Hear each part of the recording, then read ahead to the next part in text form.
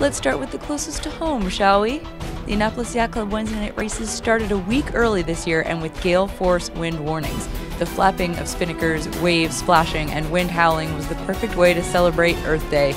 Wednesday nights, every week, right here. Send me information about your boat to Ashley@T2PTV. Next up is Charleston Race Week. We usually cover regattas from the outside. This is regatta coverage from the inside. Ashley Love, me, competed at the regatta on the J80 Courageous with Jeff Jordan, Mike Coe, and owner Gary Panariello. Flying the Italian-themed kite, this story brings you not only around the racecourse, but to team dinners, hotel breakfasts, commuting to the venue, and a first-person view of walking up to accept a trophy at the award ceremony during a party in the sand on the last night.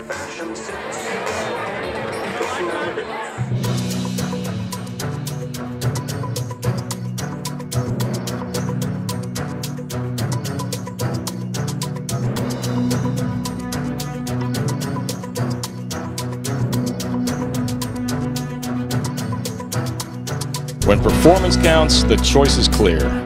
North sails, better by design.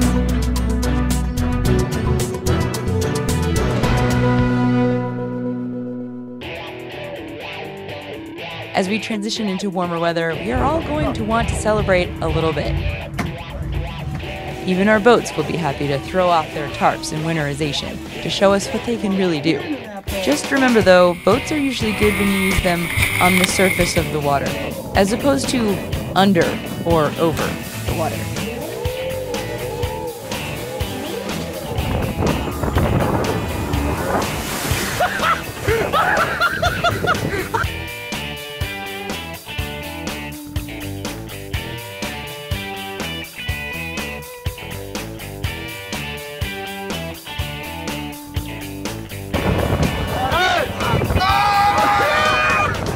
At least, if you're going to be pulling stunts like this, make sure you accept the fact that you might get wet and definitely have a backup plan. Sebastien Destremeau's Desktop News takes us to the big dogs, sailing the big boats around the big, big world. If you're looking for the mega yachts, they're all stacked up in the Caribbean still and had strong numbers at the St. Bart's Regatta. A light air in-port race for the Volvo Ocean Racers brought a Brazilian supermodel out to the ladies' boat, but the most memorable part about the stop is going to be the onshore spirit and parties. Next stop, Newport. And the coolest thing, the onboard reporters for the start jump off in the water to get picked up. So cool.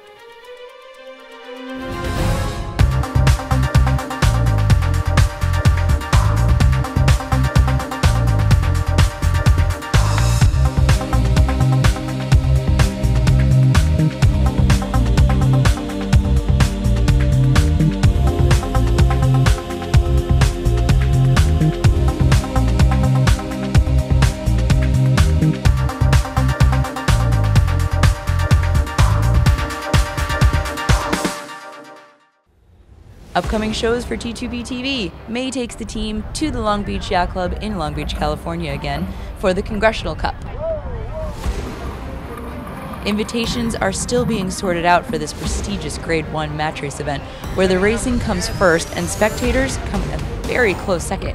Where else could you touch the boats as they sail by you to use you as a pick in the pre-start?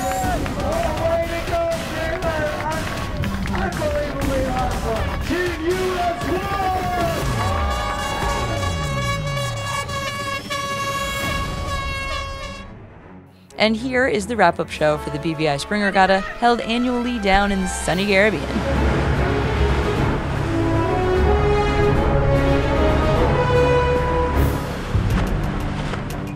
Nanny Cay Marina, Tortola, British Virgin Islands, was the launching point of hundreds of boats from 14 nations that wanted to nestle in the cradle of textbook Sir Francis Drake Channel.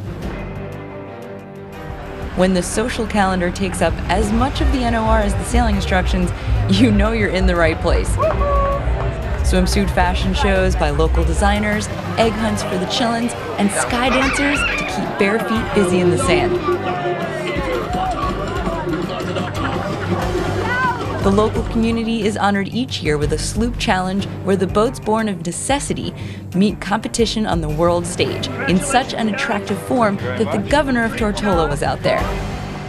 Most of the movement of goods and people had to be done by boats, and they all depended on the wind. This go and come then turned into a race of sorts, because whichever boat could get there first may get more business. And so the race boat part of boat building began. Today, it has developed into an annual BVI Spring Regatta, known worldwide for its scenic beauty, where the name Sir Francis Drake Channel is the password. For a boat to be fast, it has to be light, well balanced, strong, and streamlined.